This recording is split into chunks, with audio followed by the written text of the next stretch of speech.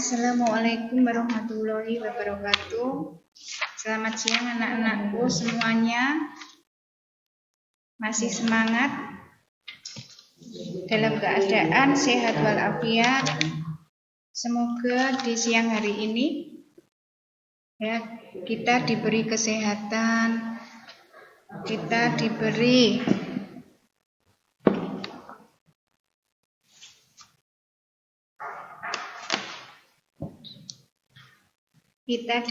kesehatan, ya kita diberi kebahagiaan sehingga kita dapat mengikuti pelajaran di siang hari ini.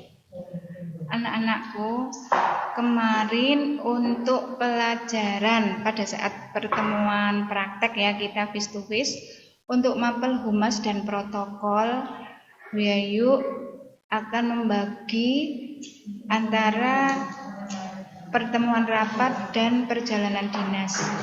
Ya, jadi nanti kalian bukunya disendirikan antara pertemuan rapat dan perjalanan dinas. Ya, jangan digabung. Tapi untuk mapelnya sama, yaitu humas dan protokol. Kali ini saya akan memberikan materi ya, perkenalan tentang pertemuan rapat. Ya, materi untuk pertemuan rapat. Bab 1 materinya tentang merencanakan dan mempersiapkan pertemuan. Merencanakan dan mempersiapkan pertemuan. Kalau kita lihat di sini ya. Pengertian rapat. Kalian sering mendengar ya, kalau misalnya ada suatu kegiatan ataupun ada suatu yang akan dikerjakan, ini pasti akan diadakan pertemuan terlebih dahulu. Apalagi kalau dalam suatu organisasi atau di suatu kantor.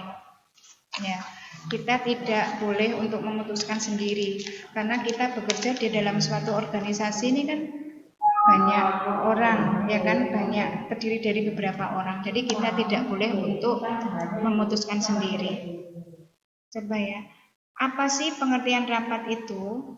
Ya, rapat adalah suatu pertemuan antara anggota organisasi perusahaan yang bertujuan untuk merundingkan atau memecahkan masalah yang menyangkut kepentingan perusahaan atau organisasi.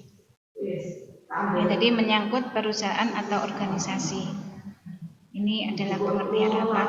Mungkin ada beberapa pendapat ya, apa sih rapat itu? Tapi intinya adalah untuk memecahkan suatu masalah atau merundingkan sesuatu. Untuk kepentingan siapa? Yaitu untuk kepentingan perusahaan atau organisasi. Sedangkan apakah kita mengadakan rapat ini ada fungsinya? Ada ya, fungsi rapat yang pertama yaitu untuk memecahkan suatu masalah. Karena di suatu kantor ya atau organisasi mungkin ada suatu masalah yang harus dipecahkan bersama. Yang kedua, untuk menyampaikan informasi. Menyampaikan informasi ini biasanya dari pimpinan ya, yang akan disampaikan kepada bawahannya atau kepada pekerjanya ya, atau anak buahnya ya. Yang ketiga, sebagai forum demokrasi. Ini sebagai forum demokrasi karena di dalam suatu rapat ini diharapkan peserta rapat ini berpartisipasi ya pada masalah-masalah yang akan dikemukakan. Jadi semuanya harus berpartisipasi. Jangan duduk saja diem ya kan, dapat uang, dapat duit ya, tidak. Tapi ini sebagai forum demokrasi, jadi semua peserta diharapkan ini berpartisipasi. Berpartisipasi apa? Yaitu berpartisipasi berpendapat ya. Yang keempat, sebagai alat organisasi ya, sebagai sebagai alat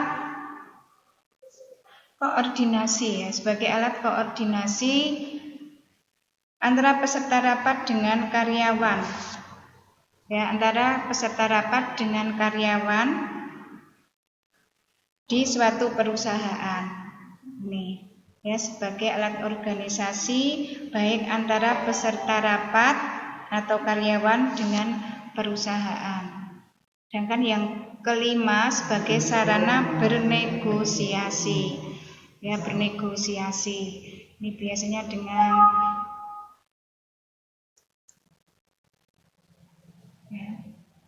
pimpinan dengan bawahan atau dengan temannya sederajat di sini. Ini fungsi rapat. Jenis-jenis rapat itu apa saja? Jenis-jenis rapat itu banyak sekali Kalau kita tahu rapat itu banyak sekali jenisnya. Kalau di suatu organisasi rapat ini bisa digolongkan yang pertama yaitu rapat menurut tujuannya. Rapat menurut tujuannya ini dibagi ada rapat penjelasan. Rapat penjelasan ini adalah rapat yang dilaksanakan untuk memberikan penjelasan kepada para peserta rapat. Jadi ini seorang pemimpin atau si bos hanya memberikan penjelasan saja kepada peserta. Ini namanya rapat penjelasan. Tapi di sini peserta rapat atau karyawan tidak hanya mendengarkan saja, tapi mereka di sini juga diberi kesempatan untuk mengajukan pertanyaan. Ini namanya rapat penjelasan. Rapat penjelasan itu yang menyampaikan adalah pimpinan kepada para pekerjanya atau bawahannya. Tetapi diharapkan para karyawan ini juga memberikan atau diberikan kesempatan untuk mengajukan pertanyaan. Sedangkan yang kedua yaitu rapat pemecahan masalah. Rapat pemecahan masalah ini diadakan karena untuk memecahkan suatu masalah yang sedang dihadapi. Untuk memecahkan suatu masalah yang dihadapi tentunya adalah masalah yang terjadi di suatu perusahaan atau di suatu kantor. Hingga nanti akan disepakati bersama apa nanti hasil yang dibahas dalam rapat. Sedangkan yang ketiga yaitu rapat perundingan. Ini biasanya diadakan kalau terjadi perselisihan sehingga kita mencari jalan tengahnya. Ini namanya rapat perundingan. Jadi rapat menurut tujuannya ada 3, yaitu rapat penjelasan, rapat pemecahan masalah, dan rapat perundingan. Sedangkan yang kedua yaitu rapat menurut sifatnya. Rapat menurut sifatnya ini ada rapat resmi. Rapat resmi atau juga disebut formal meeting. Rapat resmi atau formal meeting. Ini diselenggarakan untuk membahas masalah yang sangat penting. Biasanya ini caranya yaitu dengan peraturan keprotokolan, mengatur kelancaran jalannya rapat. Karena resmi ini nanti akan disetting sesuai dengan protokol, protokolan rapat karena resmi. Nah ini biasanya nanti ada undangan secara resmi melalui nanti misalnya ditelepon atau diberi undangan atau lewat WA karena resmi jadi ada undangan. Dan juga ini dilengkapi dengan agenda dilengkapi dengan agenda. Ini karena formal meeting.